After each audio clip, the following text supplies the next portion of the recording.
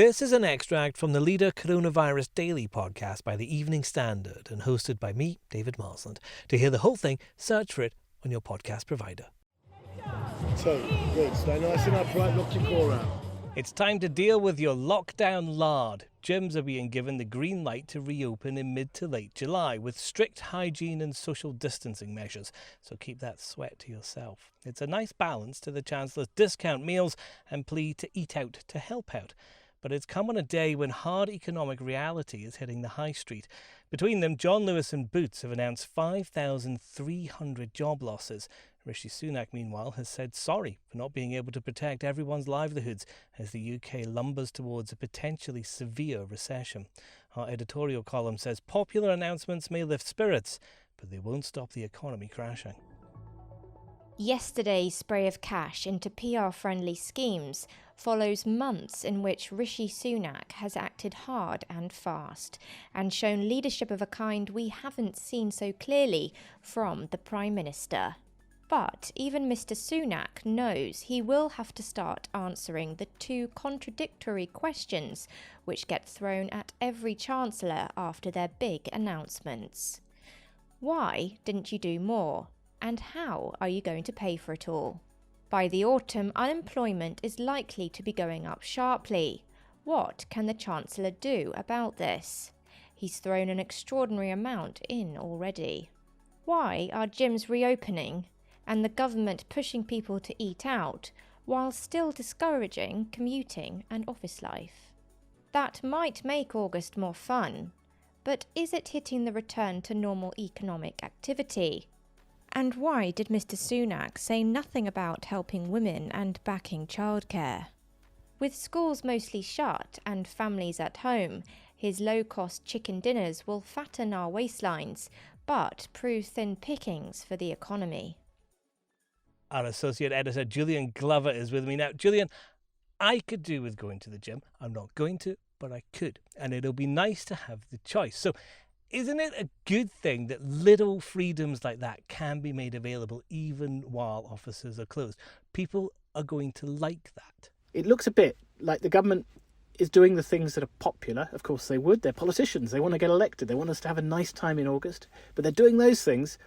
What they're not yet doing is the dull, boring stuff of getting into work. And that's going to hit us in the autumn. So we're going to have to start restarting the normal economy, getting people travelling if there isn't a second wave. And if there is, God help everybody.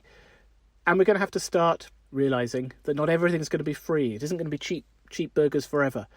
People are going to lose their jobs. We've heard tough announcements today from really respected companies like John Lewis and Boots, the staples of the high street. If they can't employ people because people aren't going out and they aren't shopping or they're going online in the future, if offices aren't being used, if the normal core of the British economy has not returned to some version of what it used to be, the pain's going to be horrible. Furlough can't go on forever. Unemployment will rise. People will be unhappy. And if the government at that point has to put more money in, if second wave happens and we go back into partial lockdown in many places, we might need to extend the furlough scheme in those towns and cities. If that has to happen, that's going to cost money. We'll have to show how we're going to pay for it. The Prime Minister can tell us he isn't going to put taxes up, but nobody really believes much that the Prime Minister says at the current situation. It's the Chancellor they trust, the Chancellor they listen to. He's been really impressive so far in this crisis, but his hard work is only just beginning. How hard could it get over the next few weeks or months, Julian? When are we going to see the government change its tone from discount meals and opening gyms? There must have been a lot of chancellors who'd hoped that in their time in the job they could spend unimaginable amounts of money, give things away to people, give them half-price burgers for the summer holidays, discounts on buying a house, cheap VAT in pubs, and get praise for it. And that's what's happened to Rishi Sunak this week. But there's a horrible rule in politics, which is when everyone cheers you, you've got to ask what's going to happen next.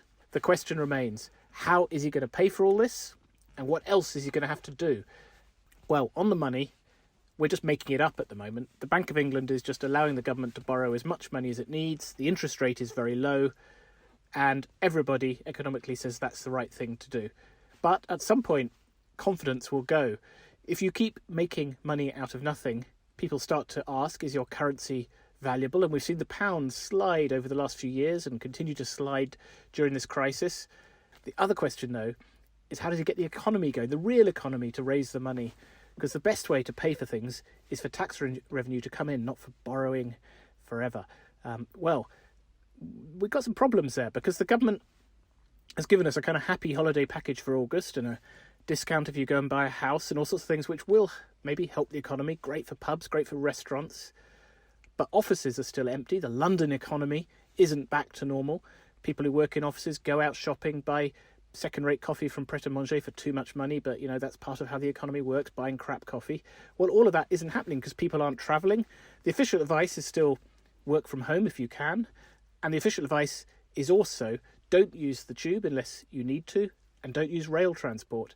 Drive. Well, that's madness for London. People can't drive. They need to get back onto the tube. And the confidence isn't there because the government isn't setting the message. Are they right? Is it dangerous? Well, other countries are using public transport more. And you've got to ask, if it's not yet safe to work in an office, properly managed, socially distanced and all of that, and it's not regarded as safe to get the tube, even when carriages are nearly empty in the middle of the day, as people have seen if they've been on, then why on earth is it safe to go to a gym?